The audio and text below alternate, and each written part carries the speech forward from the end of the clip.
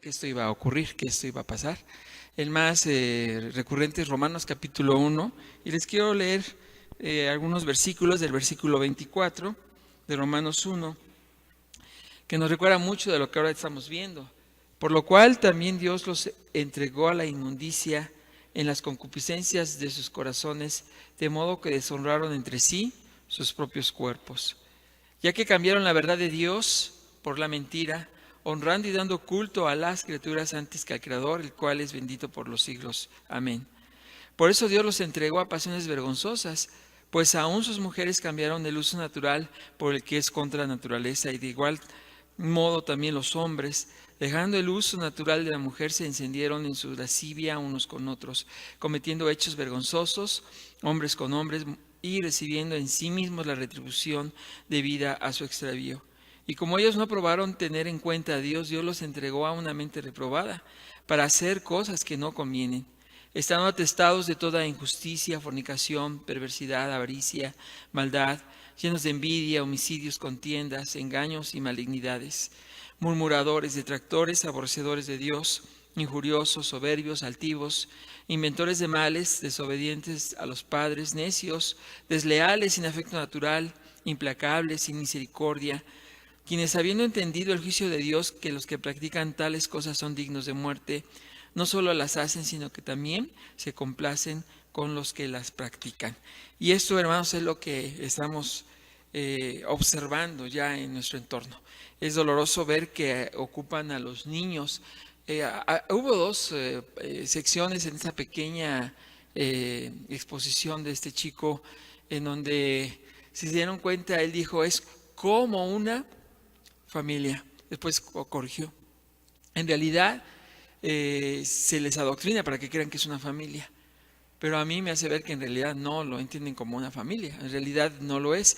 Y el antecedente, el chico dice que viene de una familia lesboparental. Entonces se entiende también el por qué el niño llega a esta decisión de declararse bisexual. Entonces eso es lo que estamos viendo en la actualidad. Ante esto nosotros afirmamos y vemos que el mundo necesita a la iglesia. El mundo nos necesita. Estamos viendo cosas que nos espantan, nos preocupan y que no nos deben de tener en la pasividad. Sus hijos van a vivir esto, pero a la octava potencia. Yo platicaba con mi esposa, gracias a Dios, nuestros hijos, uno ya llegó a la secundaria, ya entra en la prepa, el otro está en primero de secundaria. Entonces uno dice, pues ya libramos esta parte. Pero bueno, vienen otros matrimonios cristianos que se van a enfrentar a esto. Incluso aunque den homeschool, aunque estén en casa, van a tener que enfrentar y lidiar con esta situación. Porque nosotros no estamos hechos los cristianos para estar encerrados en nuestra casa, estamos para hacer luz en el mundo. Si deciden dar homeschool no está mal, cada quien tiene decisiones y las aborda y las hace y las lleva a cabo, pero nosotros tenemos que ser luz y ellos son en el futuro y va siendo aún más grande los principales objetivos de la predicación del Evangelio.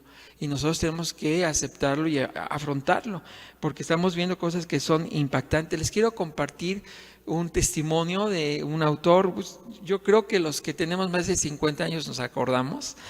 ¿Quién vio la película de la cruz y el puñal? Estoy hablando de la época cuaternaria. O el libro de Ni corre, Nicky corre, que fue la secuela, ¿no? Entonces, el autor de estos libros, David Wilkerson, ya partió con el Señor, pero fue un gran evangelista. Él escribió un librito que llegó a mis manos hace muchísimos años, en 1975 llegó el librito a mis manos. El hermano ya está haciendo cuentas. Ya nomás vi cómo levantó las cejas. No, sí, hace muchos años. Entonces, pero él escribió, el libro se llama La Visión. A algunos les puede parecer, tuvo una visión, ¿no? Lo interesante fue lo que escribió y a mí me llamó la atención, que en 1975 él empezó a describir cosas que Dios le dio de lo que iba a ocurrir en el futuro. Entonces uno lee y solamente es un extracto. Hay muchísimas partes que él escribió que reflejan lo que está uno viviendo en la actualidad. Bueno, Romanos 1 lo dice, pero veamos dos pequeños párrafos que él escribió. Este mundo afronta un baño de obscenidades tan intenso que él mismo afligiría la mente y el alma de algunos de los más devotos cristianos que viven hoy. En breve los cristianos van a quedar expuestos a una corrupción moral y a una sensualidad tan violentas que será necesario estar bien agarrados de Dios para sobrevivir. En la siguiente se puede esperar más de un escándalo homosexual en posiciones muy elevadas. La comunidad homosexual llegará a ser tan militante y desfachatada que dentro de muy poco sus miembros harán ostentación de su pecado en charlas televisadas en las cadenas de televisión. Los veo muy claro manifestándose en gran número y los crímenes de desviación sexual llegando a ser más numerosos y más depravados. Y sigue dando testimonio de lo que él vislumbra que iba a pasar en el futuro. Bueno, pues ya nuestro presente está rebasando esto. Nosotros podemos ver cosas que en realidad nos espantan, ¿no? Cuando vemos noticias como esta, en donde Jane Robinson, un obispo episcopal de la iglesia episcopal, que es una rama de la iglesia anglicana, una iglesia de 700 millones de miembros, que de repente declara y avisa que sale del closet, es un obispo homosexual y es un obispo que quiere casarse. Entonces la iglesia episcopal, 62 de los obispos aceptaron este hecho y aceptaron que él podía ser un ministro del evangelio, casado con otro hombre. Se casó con Mark Andrews, su pareja, y él fue el primer prelado gay oficial en la historia. Y cuando uno ve eso dice, Dios mío, ¿qué está ocurriendo? ¿Qué está pasando? Y aparte de esto, ya estamos nosotros presenciando bodas abiertamente en muchas comunidades cristianas de miembros del mismo sexo, ¿no? Una rama de la iglesia bautista, disculpen, no quiero ofenderlos, pero es lo que está pasando, ha aceptado ya bodas gay y lo está llevando a cabo. Y son noticias de la semana pasada. Son noticias que están viendo y que uno está observando. Y no son las únicas ramas de la cristiandad que está aceptando esa situación. Y uno se pregunta, ¿qué está ocurriendo? ¿Qué está ocurriendo? Que los mismos que debemos ser luz, estamos siendo obscuridad. Y estamos, bueno, yo no, ¿verdad? Pero se habla de una forma genérica. Oscuridad, y no estamos anunciando ni enseñando lo que realmente Dios quiere para la familia, para la humanidad, para el desarrollo normal y sano de la sociedad. También en el ámbito político vemos muchas noticias como estas. Esta noticia yo la descubrí cuando vi primero la fotografía. Yo vi la fotografía y la verdad yo no entendía qué estaba yo viendo, porque ahí hay puras primeras damas, ¿no? Entonces de repente apareció este caballero allí y yo dije, seguramente es el esposo de una primera ministra, ¿no? De una presidenta de su país. Pero no, resulta que en realidad es el primer líder de un país casado con otro hombre. En 2015 entró en vigor una ley que reconocía a los matrimonios entre parejas del mismo sexo en Luxemburgo. Y eso permitió que el primer ministro de ese país, Javier Bettel, contrajera matrimonio en mayo con su novio. Fue el primer jefe de gobierno europeo casado con otro hombre. Entonces, ahí vemos la foto de las primeras damas y los primeros damos, o no sé cómo llamarle, en la historia, ¿no? Ya es algo normal. Si nosotros expresamos nuestra sorpresa, pues somos retrógrados, somos homófobos, somos de la era cuaternaria, somos del medievo y somos todos. Estamos fuera de lugar. No está aceptada ya nuestra crítica, nuestra oposición a esto que se está viendo. Algo se me olvidó decir del obispo Jane Robinson, es que él, igual como cualquier matrimonio, tuvo un disenso con su pareja y se divorciaron, ya están divorciados. Entonces, porque es muy normal casarse y divorciarse entre parejas heterosexuales, tampoco tiene que ser anormal ver que esto pase con parejas homosexuales. Entonces, esto es lo que estamos viendo, la locura. Ya estamos viendo cosas que uno dice, ya no entiende qué está ocurriendo. Y esto es en el extranjero. Vamos un poquito a México. La primera fotografía que ven del lado superior izquierdo para ustedes, esa fotografía yo la tomé. No vayan a pensar que yo estaba en la marcha, quiero explicar qué fue lo que ocurrió. En realidad yo iba a una iglesia en Toluca, me invitaron a una conferencia también de Éxodus y yo iba hacia allá. Entonces crucé las avenidas de Toluca y me encontré con la marcha. Entonces me llamó mucho la atención y yo tomé fotos. Obviamente tomé fotos de cuerpos, pero esta la tomé solamente de las partes de las banderas. Quien iba encabezando la marcha era un niño. Iba su carro alegórico y iba un pequeño, igual vestido de mujer, hasta adelante, llevando la marcha, y obviamente toda la gente que veía la marcha aplaudían y se emocionaban de ver esto. Esa es la reacción natural de las mentes reprobadas, que ya no distinguen lo que es bueno y lo que es malo.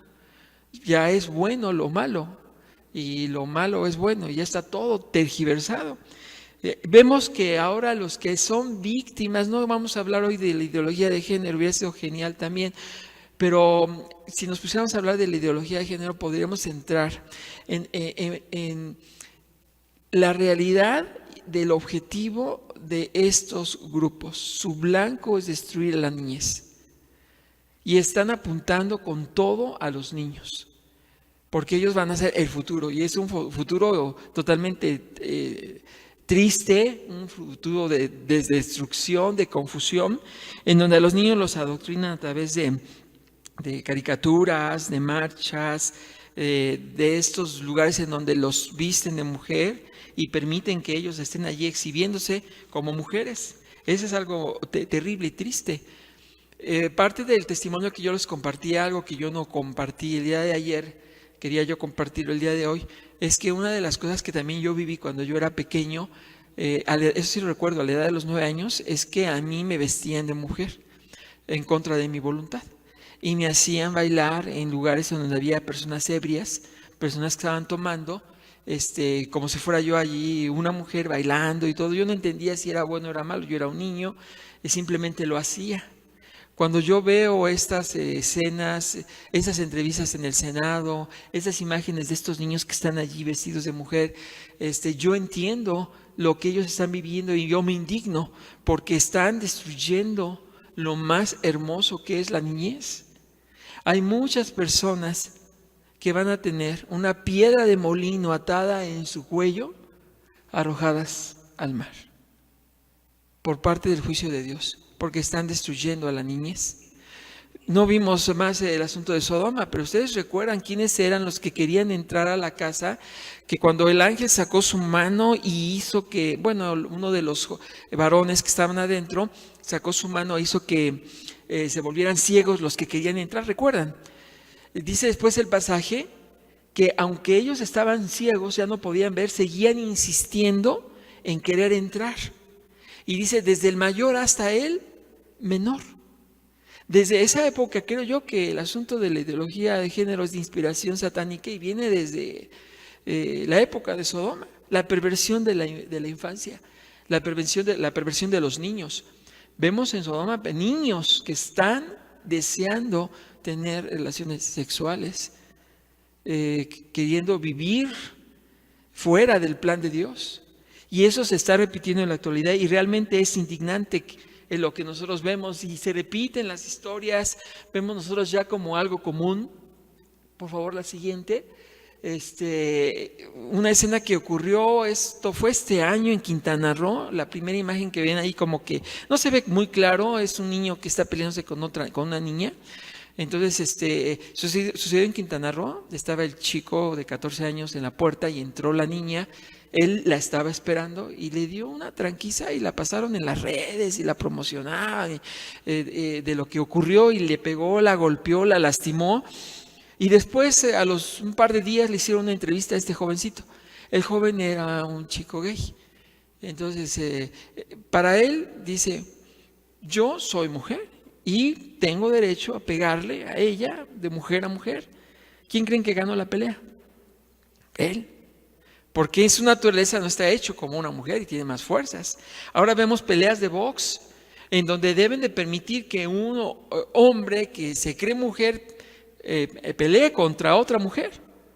Y ha habido casos documentados y existe la historia de personas, mujeres que han muerto por las golpizas que les han dado estas personas. Pero si tú quieres detener esta pelea o no quieres que esto ocurra en un país donde está aceptada ya la ideología de género, te vas a la cárcel, te cierran tu iglesia, te acaban con tu ministerio. Es lo que nosotros estamos observando.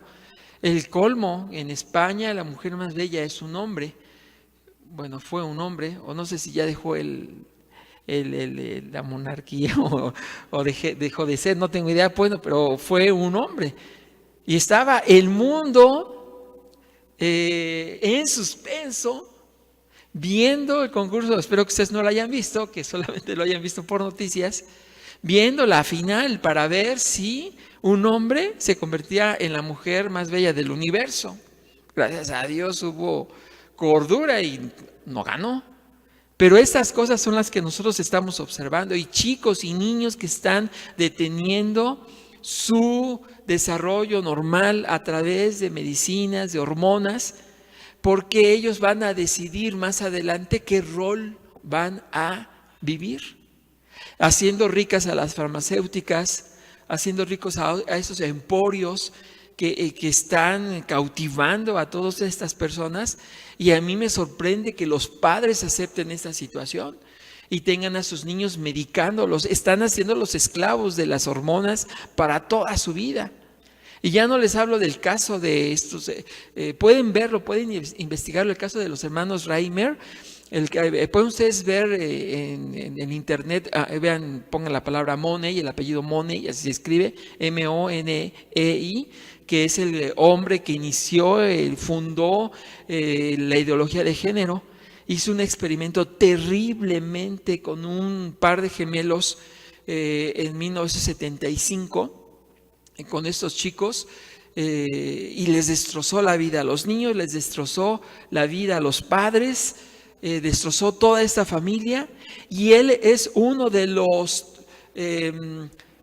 si ustedes ven el CONAPRED y abren ustedes el CONAPRED y se ponen a ver las bases filosóficas, científicas del CONAPRED, de esta Inquisición mexicana, ustedes van a descubrir que se inspiran en muchos de los documentos y de los escritos de Money. Y Money fue un hombre terrible, un hombre enfermo que destruyó la vida de muchas personas, haciéndoles operaciones para que dejaran de ser hombres y fueran mujeres. Esas son cosas que nosotros estamos viendo en la actualidad. Vamos a seguir adelante, hermanos. Ante este panorama tan triste, nosotros tenemos que recordar cuál es el llamado de la iglesia. ¿Cuál es el llamado de nosotros? ¿Qué tenemos que hacer en esta sociedad? Vean Lucas 4 del 18 al 19. El Espíritu del Señor está sobre mí, por cuanto me ha ungido para dar buenas nuevas a los pobres. Me ha enviado a sanar a los quebrantados de corazón, a pregonar libertad a los cautivos y vista a los ciegos, a poner libertad a los oprimidos, a predicar el año agradable del Señor. Esa profecía obviamente se cumple en nuestro Señor Jesucristo, es parte del ministerio de nuestro Señor Jesucristo, pero esto también es parte de nuestro llamado. Si lo que Él hacía yo no tengo que hacerlo, pues como que no es muy lógico. Mayores cosas nosotros haremos, dice la palabra de Dios a los discípulos de Jesús. Cosas más impactantes. Nos ha enviado a los quebrantados de corazón. Entonces el mundo, el colectivo lésbico gay, las personas que están metidas en esto son personas quebrantadas de corazón, y a ellos se les tiene que predicar la libertad, porque están cautivos en la mentira. Y ese es el llamado, no podemos renunciar a este llamado. A pregonar la libertad a los cautivos, vista a los ciegos, porque no ven la verdad de las cosas, y ponerles y darles libertad a los que están cautivos, porque obviamente están ellos con unas cadenas gruesas que los están rodeando, que los tienen atrapados. Y ese es el trabajo de la iglesia, es lo que nosotros tenemos que hacer. Y hay estrategias y hay errores que la iglesia ha enfrentado y ha cometido. Fíjense que en México no habíamos entendido el tamaño del reto ante el quebranto sexual y la ideología de género hasta hace, ¿qué les parece? Ya de una manera muy seria y muy concreta, 2, 3 años, y estoy exagerando. En realidad empezamos demasiado tarde. Permanecimos, y lo debemos reconocer, y si somos sinceros, dormidos, no entendíamos de lo que se trataba. Oíamos temas como ideología de género, oíamos temas como perspectiva de género, oíamos asuntos como equidad de género, oíamos el asunto de las comunidades LGBTI y no entendíamos. Y nosotros decíamos, el lugar en donde la iglesia tiene que presentar la batalla es en el púlpito de la iglesia. Es verdad, claro, se anuncia en el púlpito de la iglesia la verdad. Pero nosotros no podemos estar solamente en el púlpito de la iglesia, hermanos. Nosotros tenemos que ir a hablar a la gente que lo necesita. Incluso si sucediera al revés, también hemos respondido mal. Mejor que vengan los cautivos a la iglesia. Y cuando llegan, ¿qué hacemos? Los rechazamos. Entonces estamos en una terrible contradicción ética, moral, la iglesia de Cristo. No quiero generalizar porque sería bien injusto, porque hay iglesias que han entendido su llamado y lo siguen haciendo y están sufriendo por el evangelio. Conocemos iglesias que se han puesto la camiseta para luchar contra todo esto y han hecho labor en el Senado con los diputados, y hay muchos movimientos que se están levantando de hermanos que han tomado este reto y lo han hecho con temor, pero con convicción, y lo único que hacen es anunciar la verdad. Yo les quiero invitar a que vean Levanta tu Voz. Es una campaña fuerte en contra de todos estos movimientos, y van a la Organización de Estados Americanos a presentar sus iniciativas y se mueven y anuncian y avisan. Ahí viene como que el conflicto, ¿no? La iglesia tiene que salir, nosotros tenemos que denunciar la obra de las tinieblas en el foro que se nos permite hacerlo, con amor y con misericordia y con verdad, y lo tenemos que hacer. Y la iglesia entonces, hermanos, ha cometido algunos errores. Quiero mencionarles algunos de los errores que la iglesia ha cometido. Primero, el mundo se está durmiendo en la oscuridad. Y la iglesia no puede pelear porque está dormida en la luz.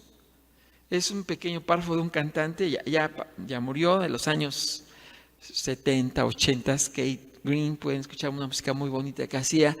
Pero esta frase me impactó porque es verdad esto. El mundo está en la oscuridad dormida y nosotros no podemos pelear porque a veces estamos dormidos en la misma luz. Estamos a veces peleando muchos asuntos muy internos cuando el mundo sigue avanzando. El mundo sigue. En el mundo en donde van a estar nuestros hijos, sigue avanzando.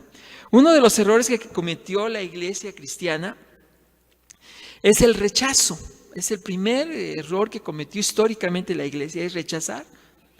Una ocasión yo escuché de un líder de una iglesia cristiana decir, hace como 8 años, oye, ¿y si llegan a la iglesia a los gays? Todavía los colectivos ya se movían, pero no estaban tan como ahora. ¿Y qué vamos a hacer? Pero lo decía con un miedo, como si sí pueden venir sicarios, sí pueden venir alcohólicos, sí pueden venir drogadictos, pero gays no. ¿Qué vamos a hacer? Tenía miedo. Yo creo que ahorita ya a estar en la paranoia no lo he vuelto a ver, pero no sé ahora qué dirá, ¿no? ¿Qué expresará? Y una ocasión yo me acerqué a un pastor de una iglesia en Centroamérica. Coincidimos en algún lugar y yo me acerqué a decirle, hermano, quiero pedirle que por favor ore por el ministerio de Éxodos. Vamos a tener una actividad. Eso fue hace como 2 años. Ore, porque me preguntó, ¿qué hace Éxodos? No, pues nosotros trabajamos con personas que tienen atracciones hacia el mismo sexo, personas con quebranto sexual. Y me detuvo, así en seco me detuvo y me dijo, esos nunca cambian ni pierdan su tiempo. En la iglesia tenemos muchos de esos, pero no perdemos el tiempo con ellos. La verdad, yo sentí un balde de agua, me quedé frío, petrificado. En serio, no pude ni siquiera reaccionar, o sea, me quedé yo así, ya. De hecho, ni oró por mí, porque entró a predicar la palabra de Dios. Entonces yo me quedé así sorprendido. Señor, ¿qué estamos haciendo? La iglesia cristiana, ¿qué está haciendo? No debemos nosotros rechazar a la gente que necesita de la palabra de Dios. Si llegan y se sientan en la iglesia, no tenemos que hacernos así como un ladito, no se pega. No, al contrario, ¿no? Nosotros tenemos que pegarles cosas buenas a ellos, que vean nuestro amor, que vean nuestra aceptación. Incluso lo dice la palabra, Mateo 9, del 11 al 3. Cuando vieron esto, los fariseos dijeron a los discípulos: ¿por qué come vuestro maestro con los publicanos y con los pecadores? Al oír esto, Jesús les dijo: los sanos no tienen necesidad de médico, sino los enfermos. Id pues y aprended lo que significa misericordia quiero y no sacrificio, porque no he venido a llamar a los justos, sino a los pecadores al arrepentimiento. Entonces nosotros tenemos que aceptar estar con ellos para compartirles el evangelio. Nosotros no tenemos problemas con las personas. Ahorita lo voy a explicar de una forma más amplia. Pero este es uno de los errores históricos que cometió la iglesia cristiana.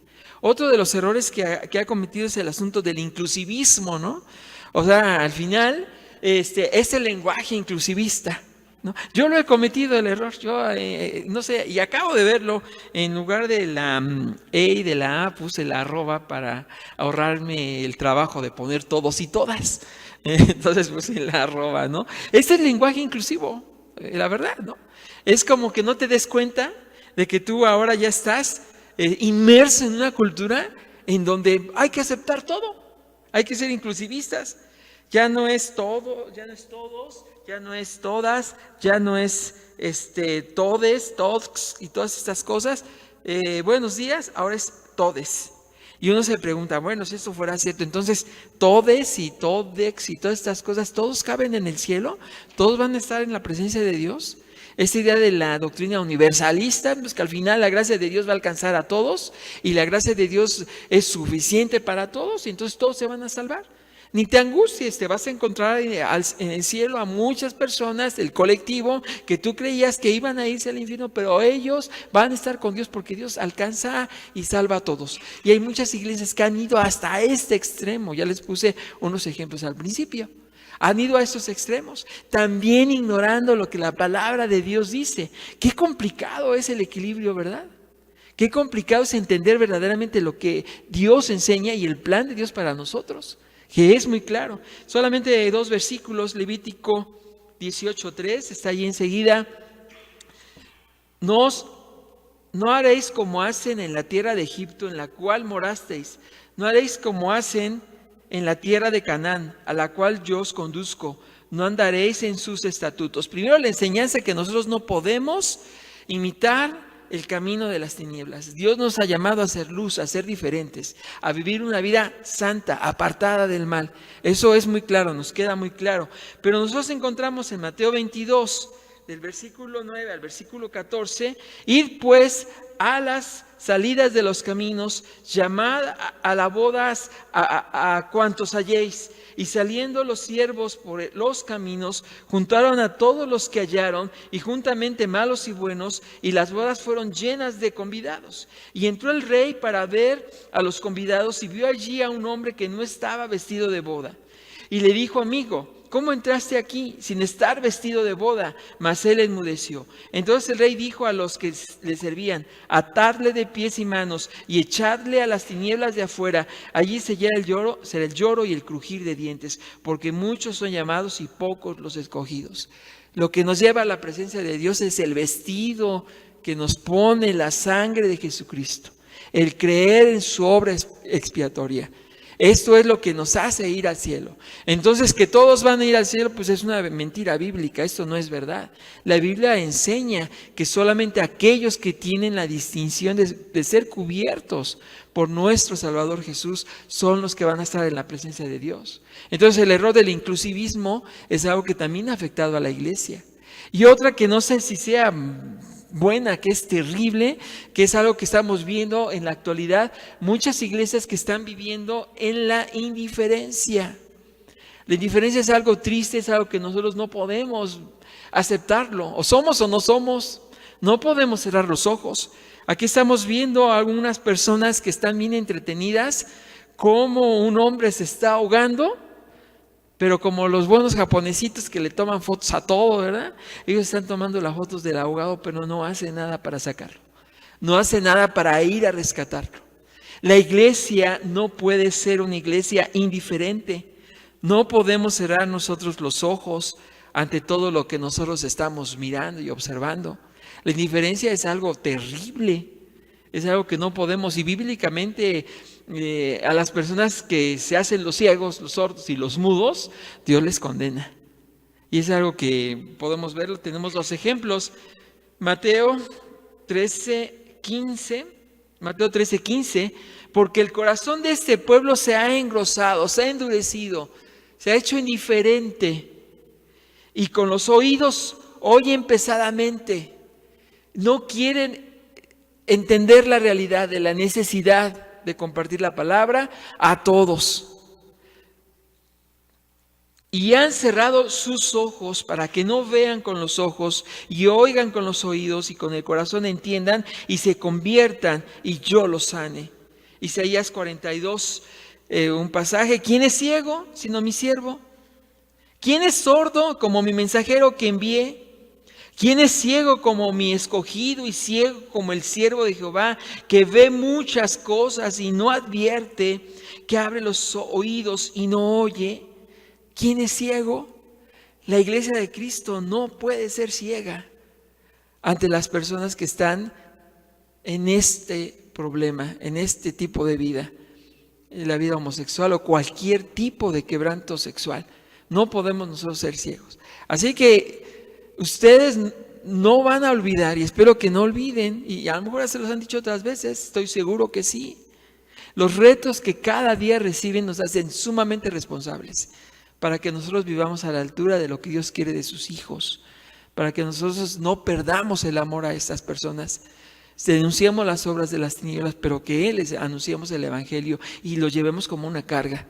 Crean que en las iglesias que ustedes van a pastorear, si el Señor tiene en sus planes, va a ser sumamente común este asunto. Y en consejería ustedes van a encontrar muchas personas que han sido lastimadas sexualmente y ustedes tienen la responsabilidad de atenderles, porque no solo es el único error que se ha cometido de la indiferencia, el inclusivismo, el rechazo. Aquí les enumero otra serie de errores comunes que la iglesia comete, véanlas allí enseguida. Algunas se repiten, las ideas se repiten. Ignorar el tema. Decir, no, pues no, en mi iglesia vamos a poner filtros para que no haya problemas de este tipo. Puros heterosexuales, no importa que sean adúlteros, no importa que sean polígamos, no, pero que sean heterosexuales, para no tener ahí broncas, ¿no? De por sí la iglesia tiene muchos problemas de quebranto sexual con personas heterosexuales y hay mucho trabajo al respecto. Otro de los errores comunes es la falta de confidencialidad. Eso es algo que ha afectado muchísimo. Hay muchas personas que tienen este tipo de problemas y abren su corazón y se acercan a los líderes o cometen el error de decirlo a una persona y esta persona, ¿saben qué hace? Lo apunta en el pizarrón de las peticiones de oración, ¿no? O se lo dicen a una hermanita, ¿sabes qué, hermana? Fíjate que me contaron, pero te pido que por favor no se lo digas a... No, ¿cómo crees? No, yo lo llevaré contigo y vamos a orar por este muchacho, o a lo mejor es tu hijo, tu sobrino, lo que sea. Y entonces ella va y se lo comenta a otra persona y toda la iglesia mira a este muchacho que llega y ay, miren, ahí viene el chavo que está saliendo del closet o cosas así, o que lo descubrieron, y entonces destruyen la vida de los jóvenes. En la iglesia estos temas se deben de manejar con confidencialidad, y más ustedes como líderes. Hay que tener mucho cuidado. Incluso hay temas que ni siquiera a tu esposa, por protección de su vida espiritual y de su integridad, y incluso a lo mejor ella no tiene una madurez suficiente para cierto tipo de asuntos, y se tiene que guardar confidencialidad. Tienes que ser discreto con lo que te están contando, porque una persona que te abre el corazón con un tema de estos es una persona que seguramente, si tú sigues con ella y le mentoreas y estás todos los días, va a ser rescatada para Cristo y te va a agradecer tu confidencialidad. Yo supe un caso de un amigo que escribió su diario y escribió muchas cosas muy profundas de su vida.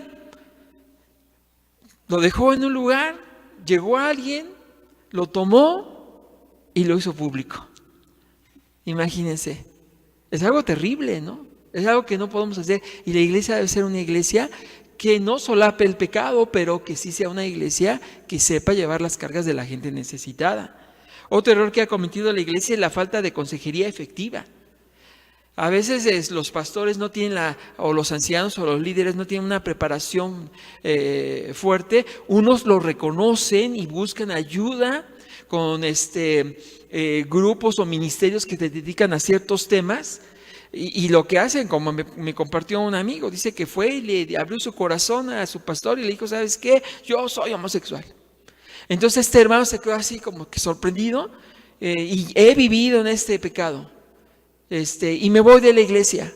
Entonces el hermano se quedó espantado, sorprendido. Lo único que hizo fue se levantó de su asiento, fue y le dio un abrazo tan fuerte y le dijo: yo te amo. Y lo abrazó y le dijo: no tengo ni idea de lo que voy a hacer contigo. No sé qué voy a hacer, no sé qué decirte. Yo voy a buscar la manera de ayudarte. Y le dio un fuerte abrazo y le dijo que lo amaba. ¿Qué creen que pasó con ese muchacho? Lo quebró y no se movió de esta iglesia y se quedó allí en la iglesia.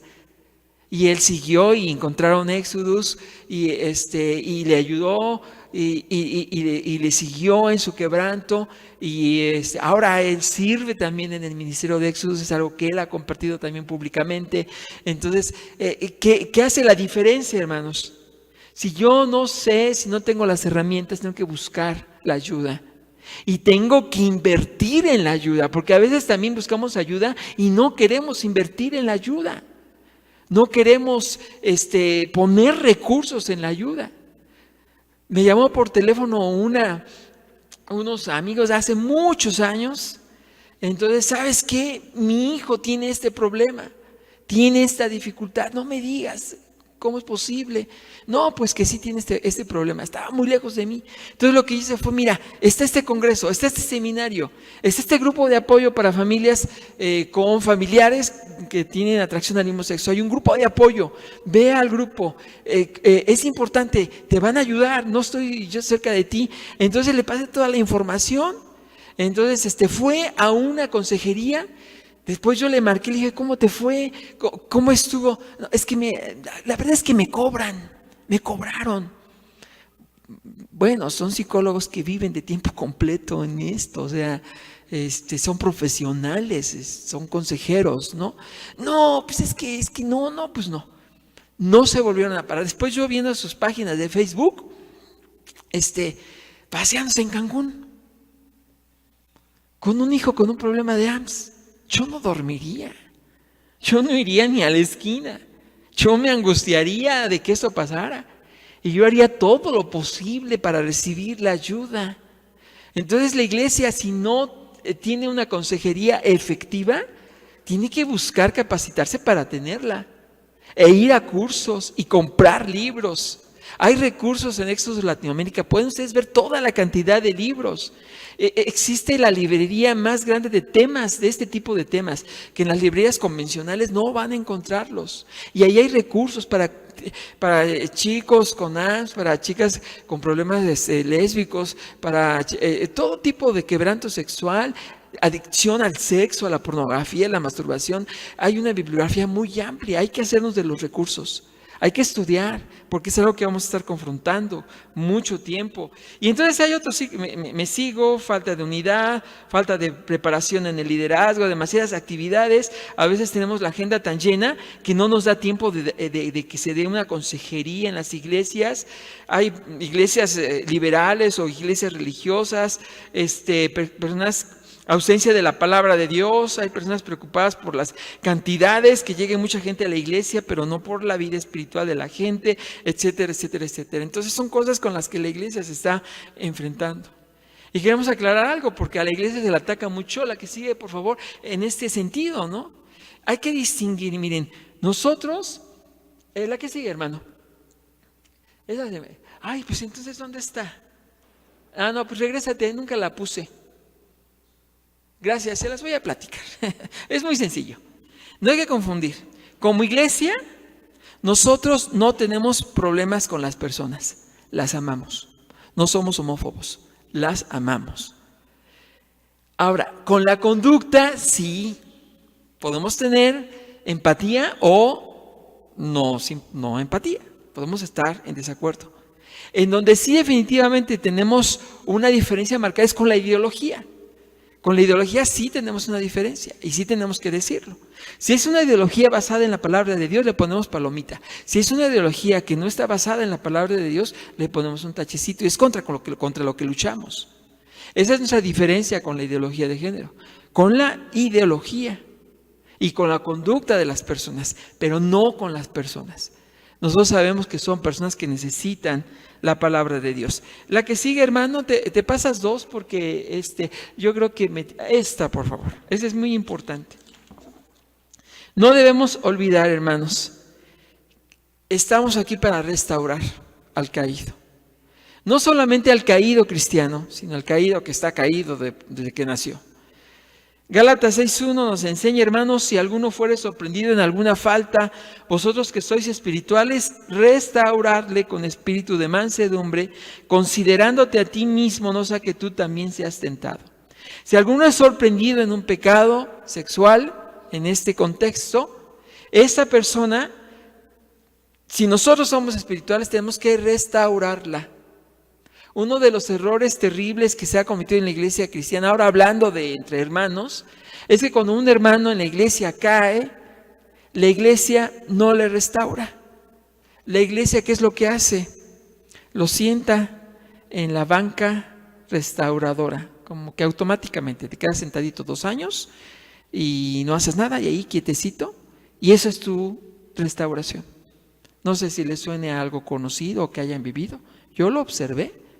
En donde no había un proceso genuino de restauración de los caídos. En las iglesias también hay muchas personas que tienen batallas sexuales muy fuertes. Entonces nosotros somos espirituales, tenemos que restaurarles con espíritu de mansedumbre. Nos necesitan.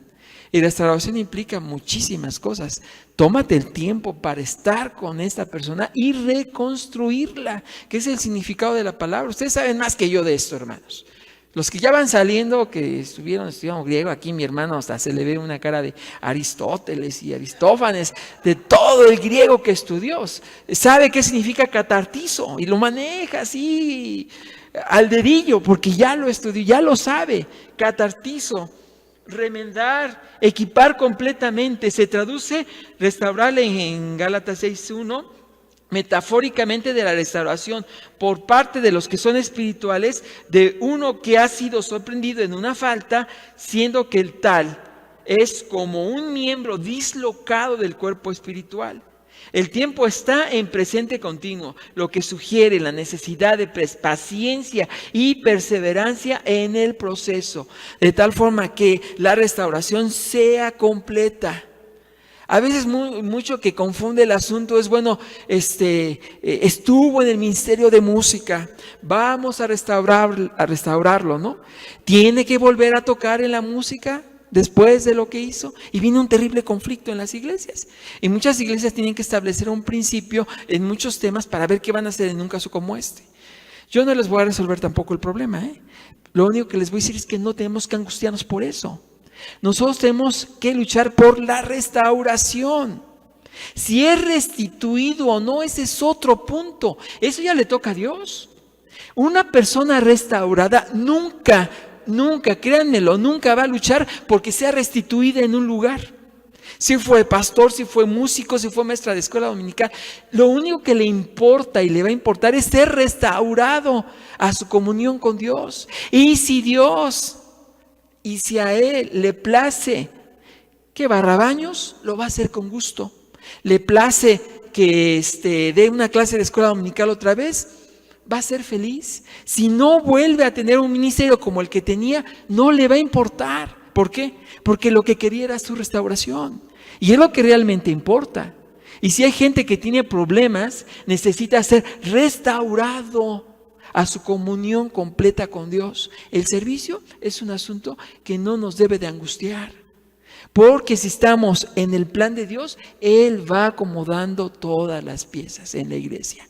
Y no tenemos que estresarnos como líderes de qué vamos a hacer si un líder es triste y causa dolor y causa heridas, causa mucho daño a familia, a iglesia, a comunidad, a testimonio. Pero el plan de Dios es que la iglesia sane a sus heridos, que la iglesia restaure a sus heridos. Y muchas veces lo que la iglesia hace, estamos en confianza, y se lo puedo decir porque son líderes, o van para allá que vuelan, ¿no? Muchas veces lo que hace la iglesia es darle el tiro de gracia a sus heridos. Este no es el objetivo de este texto. Nos enseña, hay que remendar completamente ese miembro dislocado para que siga funcionando como parte del cuerpo de Cristo. Dios no quiere dejar de usar nuestros dones. Él quiere usarnos con los dones que Él nos dio, pero nos quiere sanos. Y sin sanidad no hay santidad. Es algo bien importante. Son cosas que la iglesia debe de pensar con estos temas de la sexualidad. Y me voy con la última parte, con eso termina. Es un pasaje hermoso de la palabra de Dios. El anterior, por favor, ese clásico pasaje que nos recuerda esta imagen. El buen samaritano. El buen samaritano la recuerda y la vivimos. Y entonces yo estaba buscando, un buen samaritano moderno. Ya saben, cuando navegando, me metí y vi al buen samaritano moderno. Parece imagen de las revistas Atalaya de los Testigos de Jehová. No se escandalicen, no se espanten. Yo cuando la dije, wow, esto me recuerda a las revistas, ¿no? Pero lo quité de mi mente y dije, lo interesante es que en la actualidad, en la modernidad, nosotros tenemos que ser buenos samaritanos con los heridos sexuales que nosotros vemos ahora. Con ellos nosotros tenemos que ser buenos samaritanos. Tenemos que regresar a esos principios de la palabra de Dios. Nosotros encontramos, con esto termino, en el pasaje de Lucas capítulo 10 del 27 al 37. Les voy a enumerar la historia rápidamente. Sí tengo tiempo, ya vi. Dice, pero él queriendo justificarse, Lucas 10 del 27 al 37, queriendo justificarse a sí mismo, dijo a Jesús, ¿quién es mi prójimo? Ponemos la que sigue, por favor, que viene el resumen. Aquí viene el resumen del pasaje. ¿Quién es mi prójimo? Respondiendo Jesús, dijo, un hombre descendía de Jerusalén a Jericó y cayó en manos de ladrones, los cuales le despojaron e hiriéndole se fueron dejándole medio muerto. Entonces los asaltantes han dejado medio muerto a muchas personas con quebranto sexual. Existen despojados, heridos. No necesitamos buscarlos, allí están. Muchos ni siquiera les importa la situación en la que están viviendo, pero hay muchos que sí les importa. Hay muchas personas que desean salir de la vida homosexual, no están contentos con su vida y están pidiendo a gritos ayuda. Y con ellos hay que trabajar. Nosotros conocemos a muchos. 31, aconteció que descendió un sacerdote por aquel camino y viéndolo pasó de largo. Solo ve de lejecitos, pero se va de largo.